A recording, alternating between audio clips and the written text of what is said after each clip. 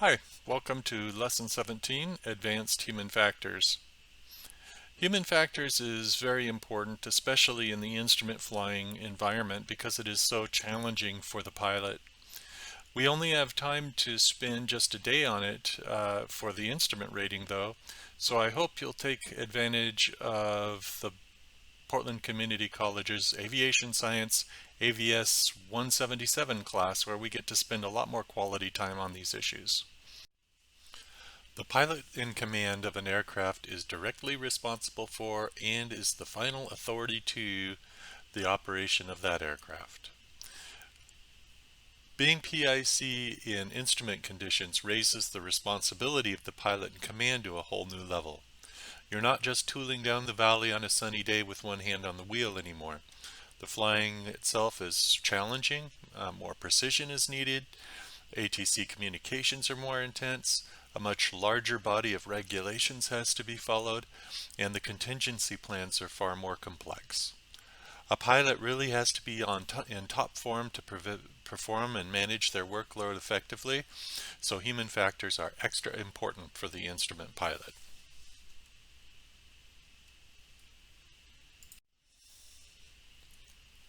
Most accidents happen in critical phases of flight where workload is high and the pilot may be task saturated. The red line in this diagram is the pilot's ability to multitask, concentrate, and focus, while the green line represents the demand on the pilot. The red line may be lowered if the pilot is sick, fatigued, unfamiliar with the aircraft, not current, or stressed by life events. In this case, the tasks that are normally within the pilot's ability may exceed their ability, resulting in an unanticipated event. Never let your green line and your red lines cross. Flight deck tasks are not evenly distributed over time. Stay ahead of the plane by planning and prioritizing tasks. Anytime you find yourself just flying, altitude, and heading, you should see if you can get ahead on one of the tasks that are listed here so that you don't have to do them later when you might be really busy. As a general rule, if you're not doing something when you're flying IFR, you're getting behind. The FAA provides a lot of valuable information on decision making, maintaining situational awareness, and managing risk. You should spend quality time thinking about how these subjects apply to the way you make decisions and manage risk. The downside to having multiple references for this material, though, is that sometimes it can make taking the written test a little bit harder. For the written test, the words in bold here are especially important for finding the right answer. Anytime you see a question about aeronautical decision making, look for the words systematic approach. That typically will lead you to the right answer in many of those questions. Also, you need to understand that good situational awareness is a key factor in making the very best decisions possible. Some good steps for good decision making are these four, with emphasis in the written test on identifying personal hazardous attitudes, developing risk assessment skills, and coping with stress.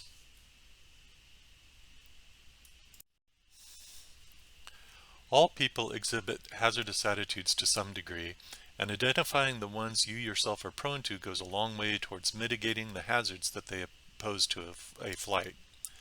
Think about how these attitudes will play out in the instrument environment for you.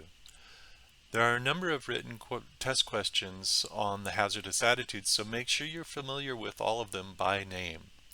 An anti-authority attitude generally involves a disregard for the rules in some form.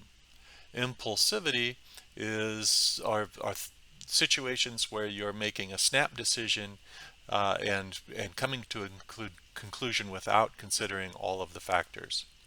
Invulnerability is when you're saying to yourself that it's not going to happen to me on this flight. Macho is where you're showing off or taking chances because you feel that you're good enough to take those chances even though they may be against the rules or impose a risk to the flight. And then finally, resignation is when you're essentially giving up and turning over the outcome of the flight to some external factor.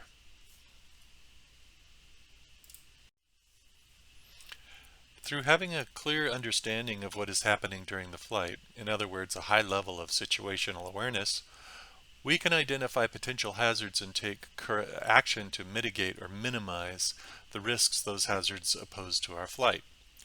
The industry currently refers to this as threat and error management, or TEM. They have found that many of the threats and errors go unnoticed by pilots and are interested in helping their pilots do a better job of identifying them so that they can be mitigated. After noticing a hazard, we need a way to decide if the risk posed by that hazard is high or low before we can choose the right action to take. This diagram can help with that by looking at the relationship between the severity of the outcomes and the probability that the event will occur. For example, if you're on an IFR cross-country flight and you notice you're picking up a little bit of ice on the wings, just a slight amount, what's the probability of more ice accumulating on your wings? Well, that depends on many factors, such as whether you're flying through the clouds or mainly VMC. Is there precipitation, such as freezing rain? The severity of the outcome depends on whether your aircraft is de-icing equipped and whether it's certified for flight into known icing, as well as your own proficiency under the given conditions. In general, if a risk falls into one of the red or yellow boxes, something needs to be done immediately to eliminate or mitigate the risk. If it's in the green, it needs to be monitored and, if appropriate, action should be taken to mitigate the risk. Risks in the white boxes need to be acknowledged, but no action is necessary. The FAA has a three-step process for aeronautical decision-making called the 3P model. Like any model, it is important to first check yourself for any hazardous attitudes and manage your stress. Otherwise, any system you choose could produce bogus results. Once you've accomplished those tasks, you can quickly go through the 3P process. Number 1 is perceive the risks. Number 2 is process the risks. And then finally, you perform the risk mitigation technique that you deem appropriate for the risk. The FAA provides us with the PAVE model for perceiving risk. The idea is that all situations are a combination of four things: the pilot, the aircraft, the environment, and the external pressures that apply towards this flight. Both before and throughout the flight, you should periodically make an assessment of those four things. For pilot, during the flight, are you becoming fatigued? Are you feeling on top of your game? Are you doing a good job of handling the stress of the flight so far? For the aircraft, is the aircraft performing as expected? What's your fuel state? Maybe it's a good time to check those engine instruments to make sure everything's okay. For environment, have there been any changes in the weather, or is the weather as expected from your pre-flight briefing? And then for external pressures, are you feeling pressured to continue the flight due to external pressures such as expected arrival times?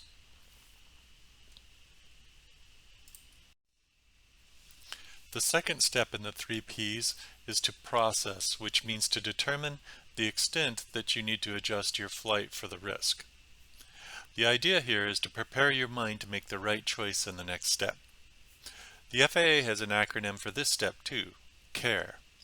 What are the potential consequences of this risk? Are there alternatives that could eliminate the risk altogether? Check yourself that you are viewing the risks realistically and not deluding yourself, and then bring your awareness to the external factors that may be influencing your decision making.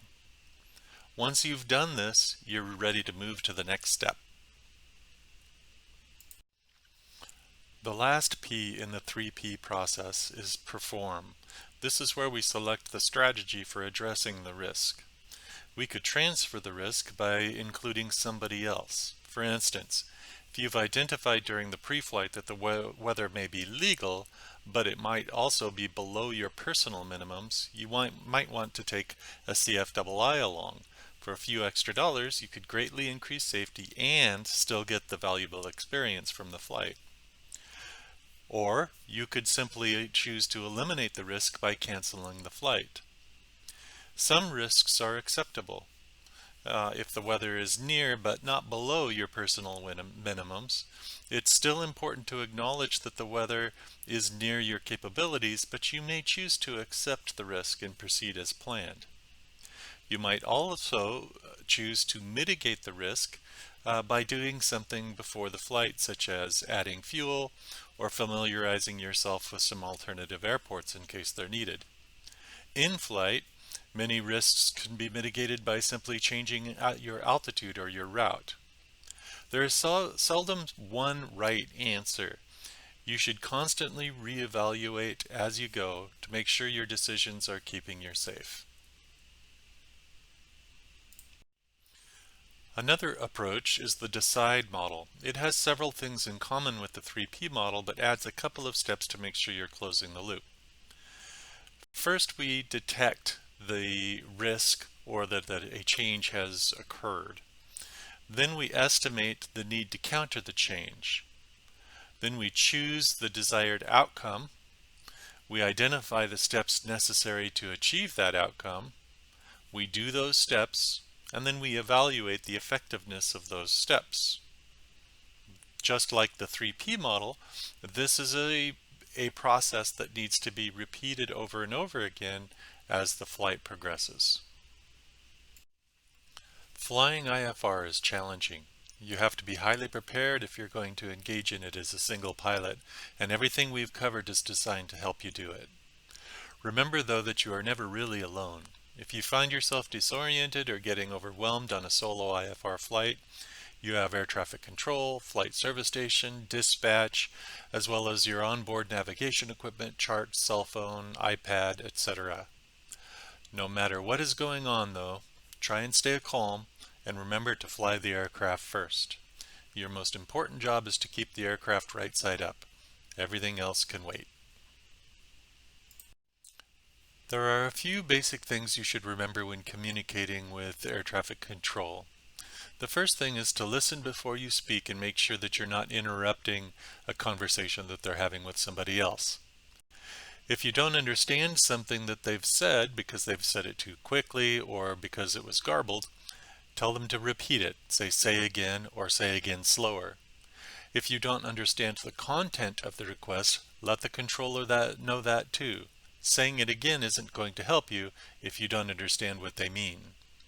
There are also some online resources that you can start listening to now, like Live ATC or the Radar Contact podcast, to help you get familiar with the radio phraseology.